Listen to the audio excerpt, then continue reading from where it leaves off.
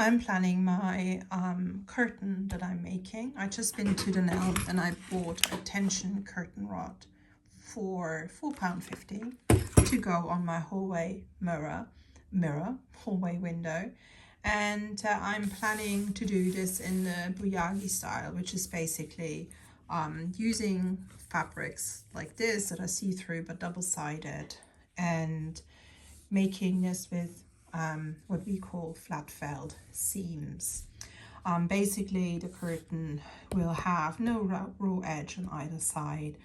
And yeah, let me just go through the fabrics that I'm using. I'm using this lovely remnant that I got from Guthrie and Ghani. I really like this. So this is going to be the main fabric. Then I have these olive kind of things for some darker accents. I have indicated these sort of in my planning roughly like that. You know, I might split off in between, just see how it goes. Then I have this fabric, which is the other main fabric.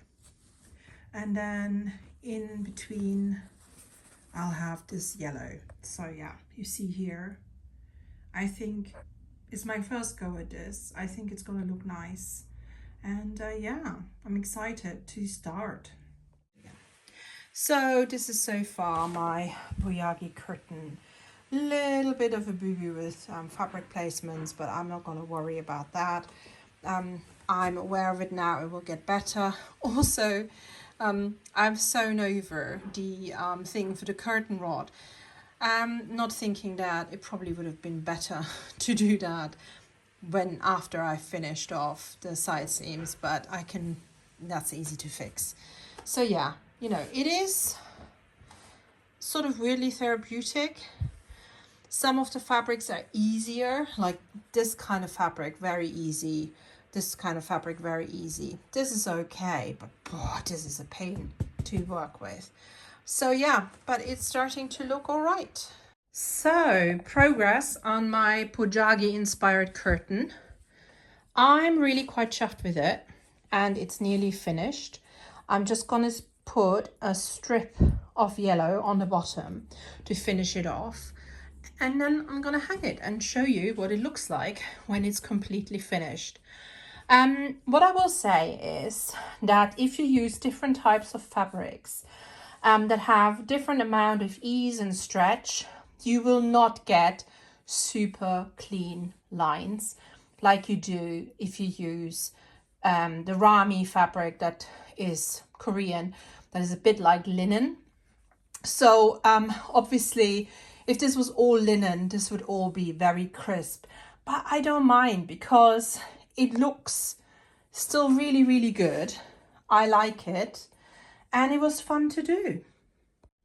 So this is going to be the bottom for my curtain, and as this was a flat sheet, it has already a hem. So I was lucky enough that I had enough of this to use the entire hem, which gives a really neat finish, and I don't have to hem it myself. So I'm quite pleased with that.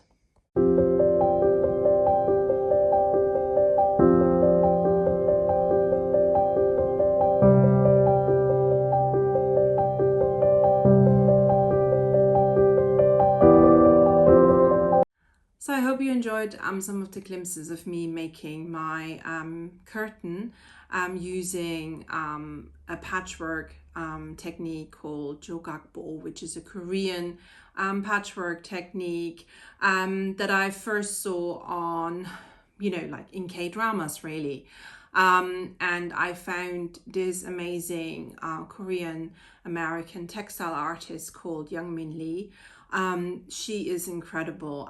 She studied fashion, and she basically explores in her art these traditional techniques. And I was very inspired by it and have looked into how to use it. And I saw that people make these curtains. In fact, I saw a curtain like that on an interior designer's website selling it for like £2,000. And I thought, you know what, I think I can do that myself. Yeah, so just a little bit of background, and if you're interested, I shall link Youngmin Lee's channel down below, so please go and check her out and read her website. She has a lot of historical information and sort of context information about the technique.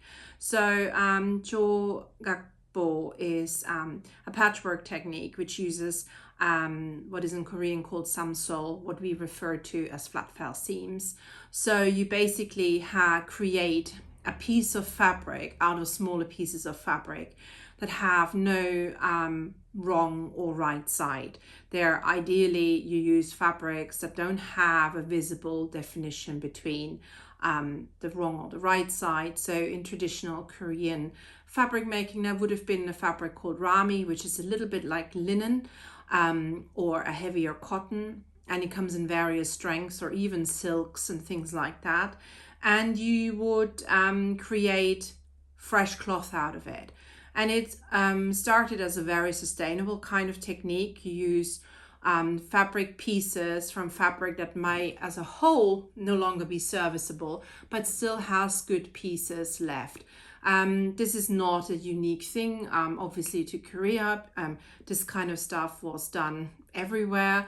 My grandmother used to use bigger flat sheets that had worn out bits, and then sew them together with a flat fell seam to create a serviceable flat sheet, again. So, but what I like about it is that it is using what is worn or no longer serviceable, and using the bits that are still serviceable and creating something new and beautiful.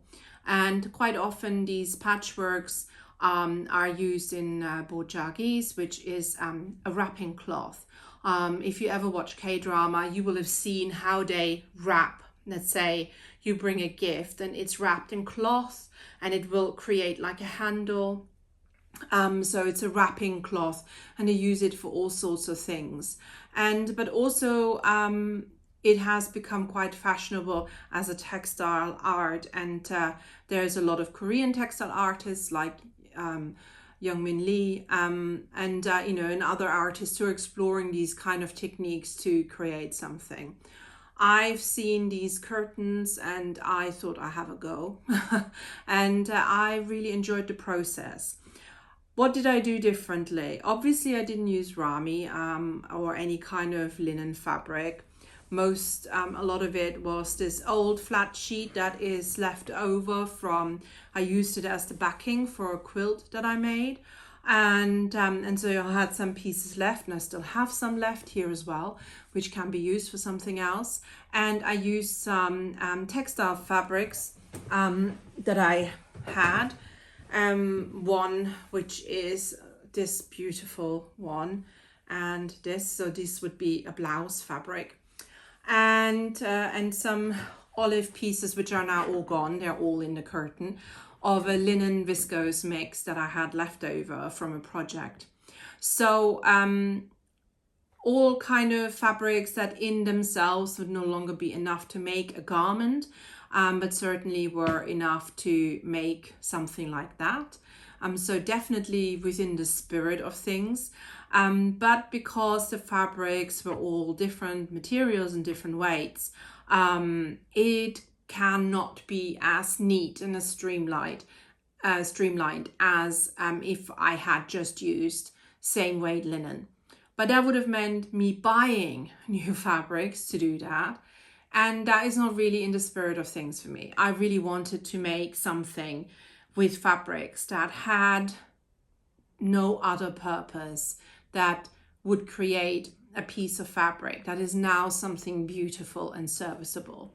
And I absolutely adore the curtain. It's in our hall window, and we live in a terraced house, and like the blind was gone, and so it was really weird because like when the neighbors were in the kitchen and you would walk across the landing, they could see you, so I wanted to do something there for a while. And now I've done it, and it's just like we all love it.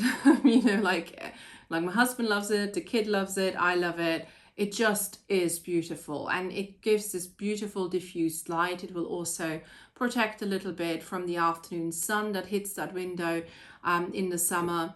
And yeah, and if you need more light, you can open the curtain. And yeah, so all in all, it was a lovely, lovely project to do. I can't wait to do more. I've got the bug now. I enjoyed the process. I was listening to the third in the Thursday Murder Club series while doing it. It took less time than the audiobook, and I think the audiobook is 7.5 hours long. So I think all in all, split up over a few days, it was about 4.5 hours to do the whole thing. Obviously, I used fairly big pieces. If you were to make the pieces smaller, it would take longer, because obviously you have to sew, iron, sew again to create the individual panels. But yeah, it is lovely. Now, this morning I got in the mail from a friend a lovely gift. She got me these beautiful cotton threads, which I will be using in a quilt that I'm making. I'm making a log cabin quilt, which will only be my second quilt ever. And I'm enjoying the process, but I haven't really worked on it for a while because I've been doing other things. And whilst I really want to work on the log cabin quilt, I also really want to start on the foot puff thingy, footstool thingy. So I have a lot of leftover fabrics, an entire bag full, and that's going to be my next project and also my next video on a Friday. So hopefully by next Friday I will have done it. And yeah, and I'll speak to you all very, very soon. Bye.